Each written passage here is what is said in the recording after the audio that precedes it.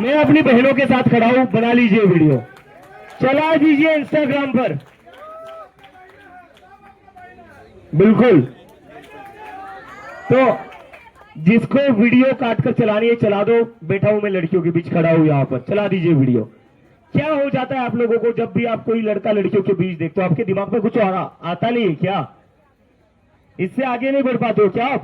कब तक ऐसी गंदी और गवार सोच रखोगे आप अपनी? 500 वाले सही बात कहा। ये 500 रुपए के गुंडे, ये और कुछ नहीं। 250 वाले दीदी के लिए 500 बहुत ज्यादा हो गया, 250 वाले गुंडे। अच्छा, अभी मैं माइक इन लोगों को दे देता हूं।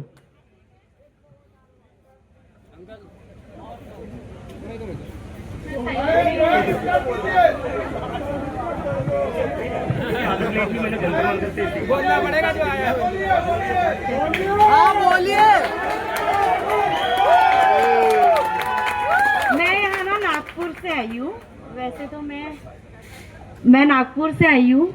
मैं सर को बिल्कुल मेरा सपोर्ट के लिए ही आई हूँ यहाँ पे। मतलब मैं नागपुर में आपको आए थे आप, मैं आ नहीं पाई थी वहाँ पे, बट आज मेरा दिल्ली आना हुआ यहाँ पे फर्स्ट टाइम, तो मैं आपको यहाँ स्पेशल सपोर्ट करने आई हूँ।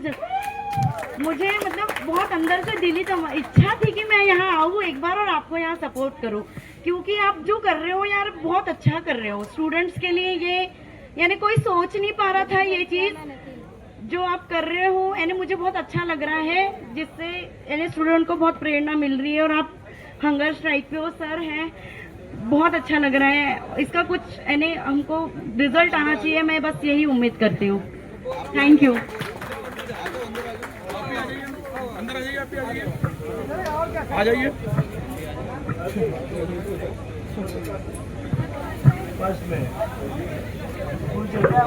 हाँ छुट्टी के बाद मन नहीं करता ना चलता है क्या बताओ बट सर कल की हमारी छुट्टी थी एंड स्पेशली हम लोग आए हैं राजस्थान झुंझुनू से and we are really feeling very grateful that you have taken such a nice initiative and on the behalf of all the students and on the behalf not only of students actually बल्कि parents या हमारी community society सबके behalf पे जो आपने initiative लिया है, salute है आपको and to sir also thank you so much। Madam hello, good evening everyone. Side में कर लो। मैं इस प्रोटेस्ट को जब से सपोर्ट कर रही हूँ, जब अभिजीत जी के सिर्फ 4 या 5 मिलियन फॉलोअर्स थे इंस्टाग्राम पे, तब से मैं सिर्फ ये चेक करने के लिए बार बार ऑनलाइन आती थी कि अब कितने फॉलोअर्स हो गए। मैं जब ऑनलाइन आती थी फॉलोअर्स बढ़ चुके होते थे। सपोर्ट करने का सिर्फ एक ही रीजन है, क्योंकि मैंने लॉ किया है, आई एम अ लॉयर। उसके बाद मैंने सोचा कि मैं जुडिशरी की तैयारी कर लेती हूँ, जैसे कि सबको लगता है करनी चाहिए। मैं पढ़ने में अच्छी थी, सब कुछ। मैंने 3 बार इंटरव्यू भी फेस किया है, बट फाइनली मेरा रिजल्ट नहीं आया क्योंकि सिलेक्शन नहीं हुआ।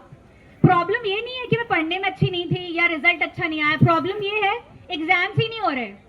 मैंने जब से तैयारी करना शुरू करी है, यूपी जुडिशरी का एग्जाम सिर्फ 2 बार हुआ है और मुझे तैयारी करते हुए 7 से 8 साल हो चुके हैं। अभी बिहार का 31 मई को एग्जाम था, वो पहले पोस्टपोन हुआ 3 जून के लिए, फिर अब वो कैंसिल ही हो गया है। हमारे पास कोई डेट नहीं एग्जाम की। बात ये शुरू हुई थी नीट एस्पिरेंट से, पर बात ये एजुकेशन सिस्टम की है। प्रॉब्लम हर जगह है, हर जगह जहां आप देखना शुरू करेंगे हर जगह परेशानी है। हम लोगों को कुछ फ्री में नहीं चाहिए, हम तैयारी कर रहे हैं, हम चाहते हैं हम compete करें, मेरिट पे हमारा सिलेक्शन हो, पर एग्जाम तो हो।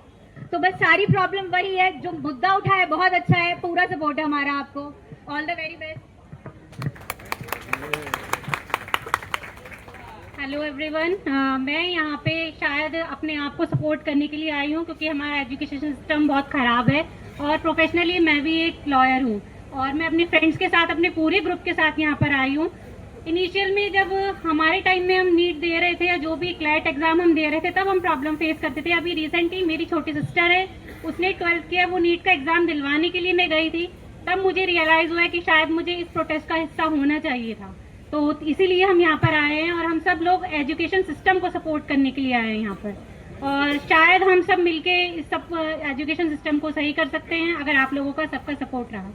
Thank you.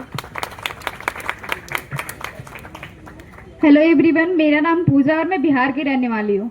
और मैं अभी फिलहाल दिल्ली में ही रहती हूँ। मैं 3 साल से कंटिन्यू एसएससी का तैयारी कर रही थी, लेकिन तैयारी करने का भी कोई फायदा नहीं हुआ। रिजल्ट हो रहे हैं, मतलब रिजल्ट भी नहीं हो रहे, एग्जाम भी हो रहा है, तो फिर ऐसे ही हो रहा है। और उसके बाद लास्ट टाइम मैंने बिहार पुलिस का फॉर्म भरा था और मैं दिल्ली से ही गई थी एग्जाम देने के लिए। मैं बिल्कुल सही टाइम पे सेंटर पे पहुंची थी, लेकिन पुलिस वालों ने मेरे साथ क्या किया, उन्होंने बोला कि आप गोल्ड का नोज रिंग नहीं अंदर पहन के जा सकते हैं। मैंने बोला ठीक है, आप यहाँ पे उतार के रख लो। तब उस टाइम पे 10 मिनट टाइम बचा हुआ था, फिर भी उन्होंने ये चीज बोला नहीं आप बाहर खोल कर आओगे कोई पेरेंट्स है तो। और मैं वहां अकेली थी, उन लोगों की वजह से मेरा एग्जाम छूट गया। बाहर तो भेज दिया लेकिन मुझे अंदर एंट्री नहीं दिया। वो कह रहे हैं कि अब टाइम नहीं है मैडम, अब अंदर नहीं जा सकते हो। जब मैं अंदर गई लेकिन मेरे को बाहर भेज दिया, जबरदस्ती मेरे को बाहर भेजा गया था। तो मुझे ऐसा लगता है कि सिस्टम को चेंज करना बहुत जरूरी है और चेंज होना ही चाहिए, क्योंकि जो कुछ पुलिस है वो भी हमारा साथ नहीं देते, वो भी उधर अमित शाह जो भी है उन लोगों के सपोर्ट में रहते हैं, आप लोग भी देख रहे हैं। तो इन्हें चेंज करना बहुत जरूरी है और हमें इनसे लेना इस्तीफा जरूरी है। और धर्मेंद्र प्रधान से एक ही बात बोलूंगी कि आप इस्तीफा दे दो, थोड़ा सा भी शर्म है तो इस्तीफा दे दो। अगर नहीं दोगे तो फिर आगे क्या होगा वो आपको भी पता है, क्योंकि जब रावण का इतना बड़ा लंका मिट्टी बन सकता है सोने का, तो ये धर्मेंद्र प्रधान क्या है, कुछ भी नहीं है, ये तो मिट्टी में मिल जाएगा 1 मिनट में। Thank you. सभी साथियों को जिंदाबाद।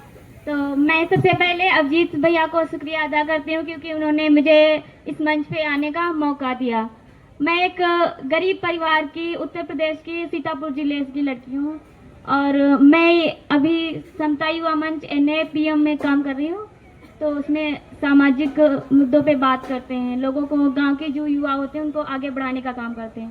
तो अभी हम लोग यहाँ पे अभिजीत भैया को जो मुद्दे पे बात हो रही है इस पे हम लोग उनको सपोर्ट करने के लिए आए हैं।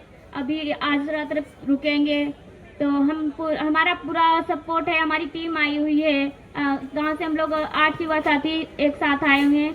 तो हमारा पूरा सपोर्ट उनको, इनका अभिजीत भैया का है। तो इनके साथ थैंक यू कि आप लोगों ने मेरी बात सुनी।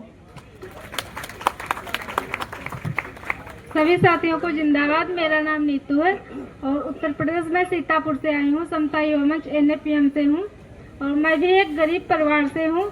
लेकिन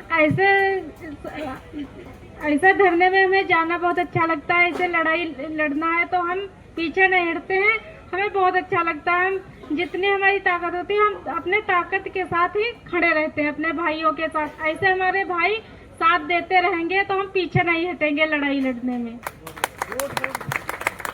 जय हिंद दोस्तों। मैं सबसे पहले सोनम सर का धन्यवाद कहना चाहती हूँ क्योंकि आज उनको 13वां दिन है अनशन का और वो हम सबका मार्गदर्शन कर रहे हैं। तो मैं आप लोगों से भी निवेदन करती हूँ कि प्लीज आप लोग सब साथ दें क्योंकि ये बहुत सही मौका है एक साथ जुट होने का। एकता ही सबसे बड़ी ताकत है। अकेले अभिजीत भैया ही नहीं यहाँ पे मतलब लड़ सकते हैं जो हमारे देश में इतनी चीजें खराब सिस्टम चल रहा है। आप सभी को साथ देना होगा क्योंकि एक देश की जो मजबूती होती है वो होती है एकता और उसके बाद एजुकेशन और हमारा जो स्वास्थ्य व्यवस्था इतनी खराब है वो रोजगार। अगर ये 3 चीजें हमारे देश में ठीक नहीं होंगी तो हमारा देश कभी भी विकसित देश नहीं हो सकता, कभी आगे नहीं बढ़ सकता। तो आप लोग से यही रिक्वेस्ट करूंगी प्लीज ज्यादा से ज्यादा आप लोग आइए और साथ दीजिए क्योंकि ये सिर्फ किसी एक व्यक्ति की लड़ाई नहीं है, ये हम सब की लड़ाई है। जैसे एक एक वोट इन नेताओं के लिए जरूरी होता है तो इस देश के हर नागरिक की भी जान इन नेताओं के लिए क्यों नहीं इतनी अहम है, क्यों नहीं इतनी महत्वपूर्ण है। जो ये इतने दिन हो गए यहाँ अनशन करते हुए फिर भी इनकी तरफ से कोई जवाबदेही नहीं आ रही है। तो बस यही कहूंगी कि प्लीज आप सब लोग एकजुट हो जाइए। जय हिंद, जय भारत। तो सभी साथियों को जिंदाबाद। पहले तो मैं सबसे पहले अजीत भैया का धन्यवाद देना चाहूंगी कि आपने हम लोग को मंच पे बुलाया। आपका ही मंच है। और फिर सभी भाइयों का धन्यवाद कि आप हम लोगों की बात सुन पा रहे हैं, सुन रहे हैं इतनी अच्छे से। और हम भी एक गरीब परिवार गांव से सीतापुर उत्तर प्रदेश से आए हैं, NAPM के साथ काम करते हैं। तो वहाँ हम लोगों में सोशल वर्क यही करते हैं कि गांव के लोगों को और विकसित करें और हमारा एम था कि हम यूपीपी क्लियर करें, लेकिन जब नीट जैसे बड़े पेपर नहीं क्लियर, जब लीक हो जा रहे हैं तो हम छोटे पेपर को क्या कह सकते हैं। और जैसे हम पहले माँ लोग आगे आए, फिर उसके बाद पिता, फिर उसके बाद बहनें आए, उसके बाद भाई चले। हमारी कोशिश रहेगी कि आगे हम भाई लोग हमारा सहयोग करेंगे, और जो हमारी बहनें सुन रही हैं, घर बैठी हैं, तो वो हम सोच रहे हैं, हम कह रहे हैं कि 20 तारीख को सारी बहनें एकदम संसद भवन तक दिखा दे कि हम लड़कियां भी कुछ कर सकते हैं। और